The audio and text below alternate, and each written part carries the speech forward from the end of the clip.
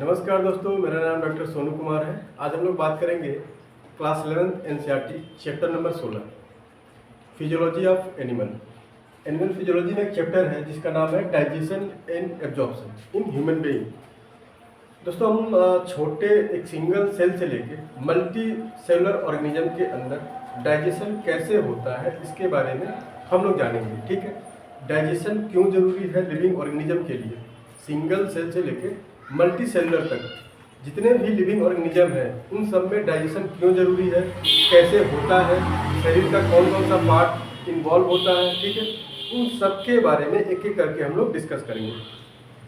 तो चैप्टर का नाम है डाइजेशन एंड एब्जॉर्प्शन। ठीक है, जैसे हम लोग हैं, ठीक है, हम लोग क्या है, लिविंग ऑर्गेनिज्म, और हमारा जो लेवल ऑफ ऑर्गेनाइजेशन है क्या है, मल्टी सेलुलर ऑर्गेनाइजेशन है। ठीक है, cell, tissue, organ, organ level. ठीक है, इतना सारा हम लोग का ऑर्गेनाइजेशन है। हम देखेंगे कि जो भी हम न्यूट्रिशन लेते हैं, ठीक है, न्यूट्रिशन का डाइजेशन कैसे हमारे शरीर के अंदर किस किस रास्ते से होके कहाँ कहाँ कौन सा डाइजेस्टिव ग्लैंड पार्टिसिपेट करता है उस खाने को पचाने के लिए। तो सबसे पहले हम देखेंगे एक साइनोप्सिस। साइनोप्सिस का मतलब ये है कि इस चैप्टर में कौन कौन से ऐसे पार्ट हैं, ठीक है, कौन कौन से ऐसे डाइजेस्टिव ग्लैंड हैं, कौन कौन से ऐसे हार्मोन हैं जो इसमें पार्टिसिपेट करते हैं। देखिए, इस सबसे पहले हम इसको क्लासिफाई करेंगे दो चीज में। पहला हम क्लासिफाई करेंगे एलिमेंट्री कैनाल। एलिमेंट्री कैनाल, ठीक है। दूसरा हम क्लासिफाई करेंगे डाइजेस्टिव ग्लैंड।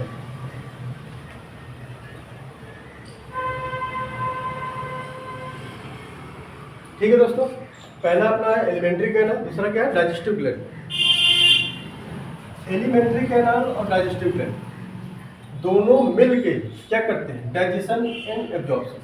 क्या करते हैं, डाइजेशन एंड एब्जॉर्प्शन। अब एलिमेंट्री कैनाल के ऐसे कौन कौन से पार्ट हैं, एलिमेंट्री कैनाल के ऐसे कौन कौन से पार्ट हैं जो किसमें हेल्प करते हैं, डाइजेशन में, उसके बारे में एक बार देख लेते हैं। डिटेल में हम लोग अभी इसी के आगे पढ़ेंगे। पहले एक बार हम लोग समरी देख लेते हैं कि कौन कौन सा पार्ट हमारे इस चैप्टर में इन्वॉल्व होगा। तो एलिमेंट्री कैनाल देखिए हम लोग स्टार्ट कहाँ से होता है और खत्म कहाँ से होता है। Start from mouth. कहाँ से स्टार्ट होता है दोस्तों, माउथ से। ये सबको पता है कि जो भी हम खाना खाते हैं स्टार्ट कहाँ से होता है, उसका माउथ से स्टार्ट होता है। और खत्म कहाँ पे होता है, एनस। ठीक है, स्टार्ट हुआ माउथ से, खत्म कहाँ पे होगा, एनस तक। अब माउथ से लेके एनस के बीच में कौन कौन से ऐसे पार्ट हैं जो डाइजेस्टिव सिस्टम में या डाइजेस्टिव ट्रैक्ट में या एलिमेंट्री कैनाल में आते हैं। पहला हम लोग देखते हैं माउथ, दूसरा हम लोग देखेंगे इसोफेगस, थर्ड हम लोग देखेंगे स्टमक, फोर्थ हम लोग देखेंगे इंटेस्टाइन। ठीक है, इंटेस्टाइन को हम लोग आगे चल के दो पार्ट में डिवाइड करेंगे। पहला जो हमारा होगा वो होगा स्मॉल इंटेस्टाइन, दूसरा जो होगा वो हमारा होगा लार्ज इंटेस्टाइन।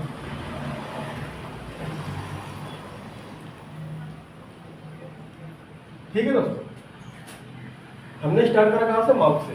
माउथ के बाद कौन सा पार्ट आएगा, इसोफेगस। इसोफेगस के बाद कौन सा आएगा, स्टमक। स्टमक के बाद कौन सा आएगा, इंटेस्टाइन। इंटेस्टाइन को भी हमने दो पार्ट में डिवाइड कर दिया, कौन सा, स्मॉल इंटेस्टाइन और लार्ज इंटेस्टाइन। स्मॉल इंटेस्टाइन भी तीन पार्ट में डिवाइड हो जाता है। पहला जो पार्ट है वह है ड्यूडेनम। ठीक है दोस्तों, क्या है, ड्यूडेनम। दूसरा जो हमारा पार्ट है जेजुनम। पहला पार्ट हमारा ड्यूडेनम, दूसरा पार्ट है जेजुनम, तीसरा पार्ट हमारा आइलियम। ठीक है, ये हमारे स्मॉल इंटेस्टाइन के तीन पार्ट हो गए, ड्यूडेनम, जेजुनम और आइलियम। इसी तरह हम इस लार्ज इंटेस्टाइन को भी तीन पार्ट में क्या करेंगे, डिवाइड करेंगे। इसको मैं रफ कर देता हूँ, ऊपर यहाँ पर लिख देता हूँ। यहाँ पे देख लिखा लार्ज इंटेस्टाइन। इसके 3 पार्ट है। पहला आपका हो गया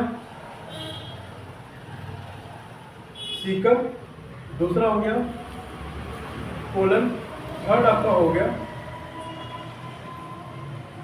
रेक्टम। ये 3 पार्ट जो है यहाँ पे किसके हैं? लार्ज इंटेस्टाइन के, ठीक है। और ये जो 3 पार्ट है यहाँ पे किसके हैं? स्मॉल इंटेस्टाइन के। तो ये हमारे जितने भी हमने आपको बताया, माउथ, इसोफेगस, स्टमक, इंटेस्टाइन में small intestine, large intestine, small intestine में ड्यूडेनम, जेजुनम, आइलियम, फिर लार्ज इंटेस्टाइन में सीकम, कोलन और रेक्टम। ये सारे पार्ट किसमें आते हैं? Alimentary canal. किसमें आते हैं? Alimentary canal. और लास्ट में आपका यहीं पे आता है एनस, ठीक है दोस्तों। मेन 3 पार्ट आपका ये है, ये स्टर्नल पार्ट है, इसको हम लोग क्या बोलते हैं? एनस। ये इंड पार्ट है किसका? एलिमेंट्री कैनाल का, ठीक है। अगर हम बात करें डाइजेस्टिव ग्लैंड की, ये देखिए एक हम आपको समरी बता रहे हैं कि कौन कौन सा पार्ट इसमें इन्वॉल्व होता है, ठीक है। अब हम बात कर रहे हैं डाइजेस्टिव ग्लैंड की। ये वाला पार्ट मैं रख कर दे रहा हूँ।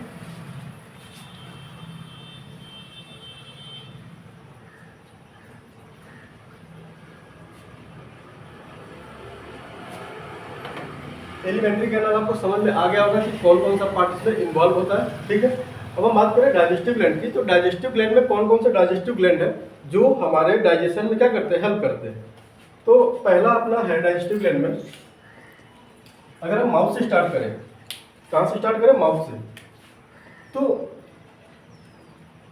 माउथ में आपका आता है सलाइवरी ग्लैंड। कौन सा आता है? सलाइवरी ग्लैंड, जो भी किसमें पार्टिसिपेट करता है? डाइजेशन में। पहला आपका है सलाइवरी ग्लैंड,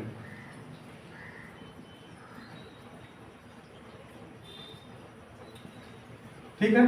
पहला कौन सा है? Salivary gland. दूसरा आपका है लीवर। कौन सा है? लीवर। थर्ड आपका है पैंक्रियास, ठीक है। ये 3 डाइजेस्टिव ग्लैंड है जो डाइजेशन में क्या करते हैं? हेल्प करते हैं। लीवर में 3, सॉरी सलाइवरी ग्लैंड में 3 लोग होते हैं, ठीक है। 3 सलाइवरी ग्लैंड होते हैं जो कि किसमें हेल्प करते हैं? डाइजेशन में, ठीक है। लीवर से भी क्या निकलते हैं? हमारे एंजाइम निकलते हैं जो किसमें हेल्प करते हैं? डाइजेशन में। पैंक्रियाज को हम लोग बोलते हैं मिक्स ग्लैंड। क्या बोलते हैं? Mix gland. मिक्स ग्लैंड क्यों बोलते हैं?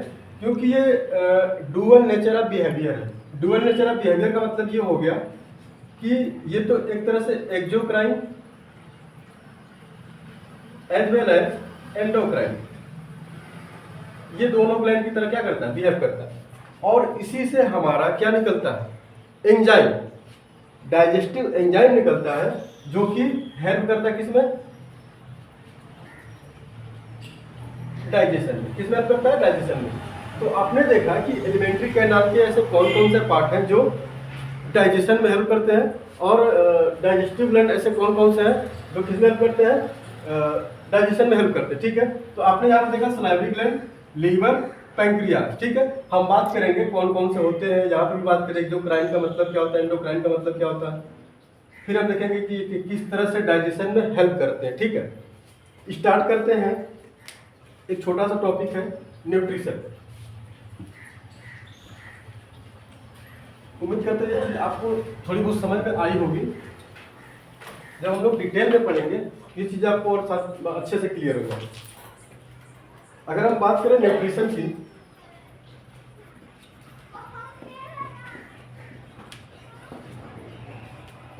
तो न्यूट्रिशन जो है हमारे बॉडी में क्यों जरूरी है, ठीक है। न्यूट्रिशन कैसे होता है? आपने डाइजेशन एंड एब्जॉर्प्शन का पार्ट देख लिया कि बॉडी में कौन कौन से पार्ट ऐसे हैं जो हेल्प करते हैं डाइजेशन में, कौन कौन से ऐसे ग्लैंड हैं जो हेल्प करते हैं डाइजेशन में।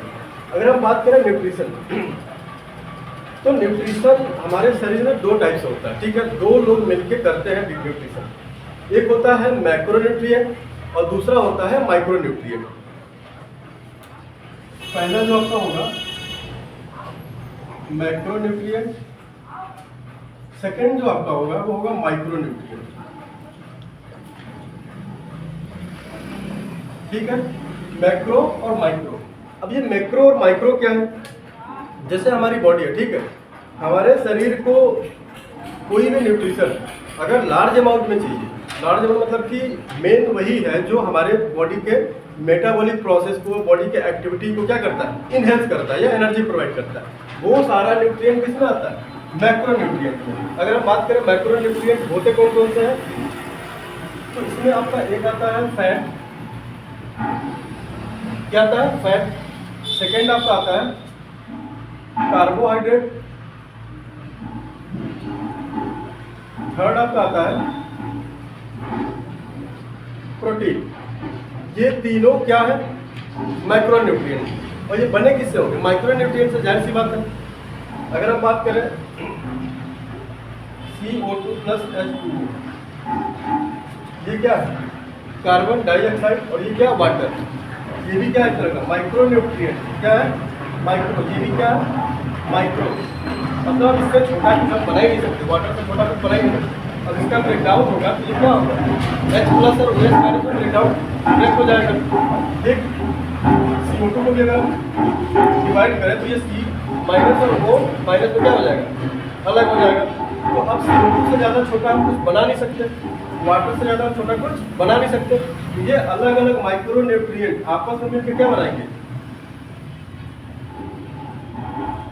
एक मैक्रो मॉलिक्यूल बनाएंगे। क्या बनाएंगे, मैक्रो मॉलिक्यूल। और ये मैक्रो मॉलिक्यूल क्या है, ग्लूकोज है। क्या है, ग्लूकोज। एक तरह का क्या, बायो मॉलिक्यूल है। और ये ग्लूकोज, ये जो तीनों आपके मैक्रो मॉलिक्यूल है, इसी से मिलके बने होते हैं। किससे मिलके बने होते हैं, माइक्रो न्यूट्रिएंट से। तो आपने देखा फैट हो गया, कार्बोहाइड्रेट हो गया और प्रोटीन हो गया, ठीक है।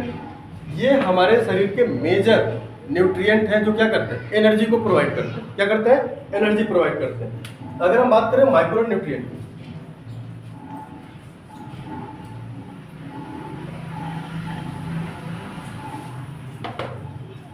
माइक्रो न्यूट्रिएंट, तो माइक्रो मतलब हो गया कि छोटा, जो हमारे शरीर में साइज में भी छोटा हो और हमारे शरीर को बहुत मिनिमम लेकिन ज़रूरत वाली चीज़ हो, ठीक है। बहुत कम अमाउंट में ज़रूरत हो हमारे बॉडी को और नेसेसरी हो। तो इसमें हम बात करते हैं मिनरल्स। मिनरल्स में आपके आते हैं क्या, sodium, potassium, chlorine, magnesium, calcium. ये सारे क्या आपके माइक्रो न्यूट्रिएंट है। एक आ गया आपका ये विटामिन, ठीक है, हार्मोन। ये सब किस में आते हैं, माइक्रो न्यूट्रिएंट में। किस में आते हैं, माइक्रो न्यूट्रिएंट में। अब इनको माइक्रो न्यूट्रिएंट क्यों बोला जाता है, पहली बात तो ये माइक्रो न्यूट्रिएंट है। और अगर हम बात करें कि ये किस लेवल के न्यूट्रिएंट है या क्या बोल सकते हैं, माइक्रो न्यूट्रिएंट है, तो बोलेंगे कि प्रोटेक्टिव लेवल, प्रोटेक्टिव। अब इसको हमने प्रोटेक्टिव क्यों बोला, प्रोटेक्टिव हमने इसलिए बोला कि आपने देखा होगा कोरोना काल में, जैसे हमारी बॉडी है, ठीक है, तो हमारी बॉडी के अंदर एक इम्यून सिस्टम होता है। क्या होता है, इम्यून सिस्टम। और उस इम्यून सिस्टम को मेंटेन करने के लिए यही सारी चीज़ें माइक्रो न्यूट्रिएंट वाले पार्ट ही क्या करते हैं, इनबिल्ड करते हैं। उसमें आपका मिनरल्स आते हैं, विटामिन आते हैं और हार्मोन आते हैं। तो कोरोना काल में हम लोगों ने क्या किया था, एक टेबलेट चली थी लिम्सी, जिसमें क्या था, विटामिन सी एक्सेस में था। तो ये विटामिन सी हमारे बॉडी के अंदर क्या कर रही थी, इम्यून सिस्टम को प्रोवाइड कर रही थी। इम्यून सिस्टम अगर हमारे शरीर का अच्छा रहेगा तो ये हमारे फॉरेन पैथोजन से, जो बाहर से हमारे शरीर के अंदर आके अटैक करते हैं माइक्रो ऑर्गेनिज्म, उससे क्या करते हैं, प्रोटेक्ट करते हैं। क्या करते हैं, प्रोटेक्ट करते हैं। मिनरल्स क्या करते हैं हमारे शरीर में, जैसे मान लीजिए कहीं कट लग गया, ठीक है, ब्लीडिंग होने लगी, तो उस ब्लीडिंग को रोकने के लिए ये मिनरल्स क्या करते हैं, हेल्प करते हैं। अगर हम बात करें पोटेशियम की, तो पोटेशियम क्या करता है हमारे शरीर में, ये एक तरह से क्लॉटिंग फैक्टर में हेल्प करता है। क्या करता है, क्लॉटिंग फैक्टर में हेल्प करता है। अगर एक्सेस ऑफ ब्लीडिंग हो रही है तो ये वहाँ पे क्या करता है, एक नेट लाइक स्ट्रक्चर बनाता है, ठीक है। तो डायरेक्ट या इनडायरेक्ट माइक्रो न्यूट्रिएंट हमारे बॉडी के लिए बहुत ही क्या नेसेसरी है, लेकिन लेस अमाउंट में, ठीक है, जरूरी है लेकिन लेस अमाउंट में। और दूसरी बात, ये हमारे बॉडी के अंदर इम्यून सिस्टम को क्या करता है, मेंटेन करके रखता है। अगर हम मैक्रो न्यूट्रिएंट की बात करें, जैसे हमने बोला कि ये प्रोटेक्टिव टाइप ऑफ क्या न्यूट्रिएंट है, तो ये क्या है, proximate. proximate type of nutrient क्या है? Proximate type of nutrient. तो आपको न्यूट्रिएंट में मैक्रो न्यूट्रिएंट और मैक्रो न्यूट्रिएंट दोनों चीज समझ में आ गई। कौन कौन से पार्ट होते हैं, कौन कौन से फूड टाइप के मैक्रो में होते हैं और कौन कौन से माइक्रो में होते हैं, ये दोनों चीज समझ में आ गई। ठीक है, आगे देखते हैं।